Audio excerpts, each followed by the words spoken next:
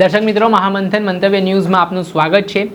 ગઈકાલે ભાવનગરમાં એક યુગલ પર છરી વડે જે હિચકારો હુમલો થયો હતો, લૂંટના ઈરાદે આરોપીઓ દ્વારા આ ઘટનાને અંજામ આપવામાં આવ્યો હતો। તેના કારણે કાયદો અને વ્યવસ્થાની સ્થિતિ પણ ભાવનગરમાં કથળી હોય તેવી ઘટના ચર્ચાસ્પદ બની હતી। આ ઘટનામાં નીલમબાગ પોલીસ સ્ટેશન ખાતે આરોપીઓ સામે હત્યાનો પ્રયાસ, લૂંટ સહિતની અલગ અલગ કલમો હેઠળ ગુનો નોંધાયો હતો। ઘટનામાં વિગત એવી છે કે જે ફરિયાદી છે દિશાબેન ડાભી, તેઓ પોતાના ભવિષ્યના પતિ સાથે હોટલમાં જમીને પરત ઘરે ફરી રહ્યા હતા। આ દરમિયાન આ જે યુગલ છે તે કાળિયા બીટ વિસ્તારથી પાછળના ભાગે જે બોર તળાવ વિસ્તાર આવે છે ત્યાં બેઠા હતા। આટલામાં બે બુખાનીધારી શખ્સો છે તે એક બાઇક ઉપર આવે છે। ત્યારબાદ આ યુગલને છરી બતાવે છે ને કહે છે કે તમારી પાસે પૈસા, વોલેટ સહિતની કિંમતી વસ્તુઓ એમને આપી દો, નહીંતર અહીંયા જ પતાવી દઈશ।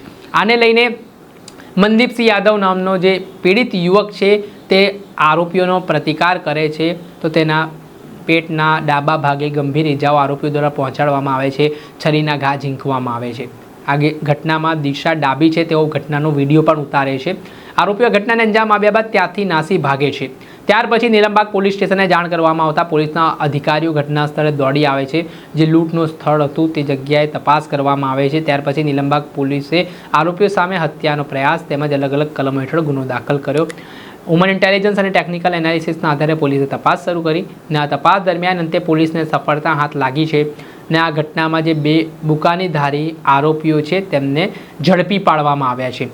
જેમાં હુમલો કરનાર આરોપીઓમાં વિપુલ જીવરાજ જાદવ, હરેશ ઉર્ફે વિજય ભૂપત રાઠોડ, આ બે નામ ખુલ્યા છે, જેમણે આ લૂંટ ચલાવી હતી। તેમની પાસેથી દાગીના, રોકડ રકમ સહિતની વસ્તુઓ પોલીસે કબજે કરી છે ને આરોપીઓ સામે કડકમાં કડક હાથે કાર્યવાહી માટે પોલીસે હવે આરોપીઓના રિમાન્ડ મેળવવાની તજવીજ હાથ ધરી છે।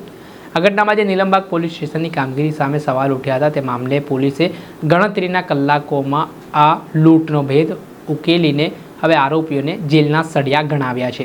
દર્શક મિત્રો, આવા જ વિડીયો જોવા માટે, આવી ક્રાઇમથી જોડાયેલી સ્ટોરી જોવા માટે મહામંથન મંતવ્ય ન્યૂઝ જોતા રહો।